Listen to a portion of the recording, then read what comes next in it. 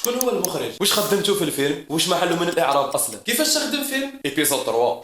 ببساطه باش نفهمك شكون هو المخرج، شفت ليكيب تاع البالون يا اخي عندها مدرب، هو اللي يدير التشكيله.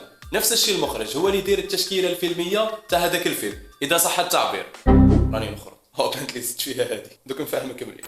شوف باختصار، المخرج هو انسان عنده نظره فنيه ابداعيه، يقدر يحول لك واش مكتوب على ورق الى لغه سمعيه بصريه. وبما انه رانا نحكيو على الفيلم، هو المسؤول رقم واحد على واش راح تشوف في الفيلم. يعني شفت هذيك الصور اللي تعرض لك كامله من البدايه للنهايه تاع الفيلم، المخرج هو المسؤول عليها. يعني مسؤول على طريقة التصوير، الزوايا، اللقطات، حركة الكاميرا والموسيقى التصويرية وبزاف أمور. والمخرج يقدر يدير الشيء هذا كامل معتمدا على العوامل الفنية والتقنية، وهذا ما يطلق عليها عزيزي المشاهد باسم اللغة السينمائية ولا السينماتوغرافي. بما أنك راح تصور فيلم، عندي لك سؤال بسيط تقدر تنجحه، يعني راح تدير لنا إخراج مليح. شوف بان صارحك، هو أي إنسان يقدر يدير مخرج، أي إنسان يقدر يهز كاميرا ويصور، بصح مش كامل ينجحوا. قل لي علاش؟ It's all about the vision. يعني النظرة الإخراجية هي اللي راح تفرق بينك وبين مخرج اخر. يعني قبل ما تصور فيلم كن متاكد انك قادر تدير فيه لمسه اخراجيه خاصه بك. وهذا ما كان. وهنا تخلص الحلقه تاعنا تاع نهار اليوم. نتلاقاو ان شاء الله في الحلقه الجايه. وتفكر مش اي واحد يقف ورا كاميرا معناها او مخرج.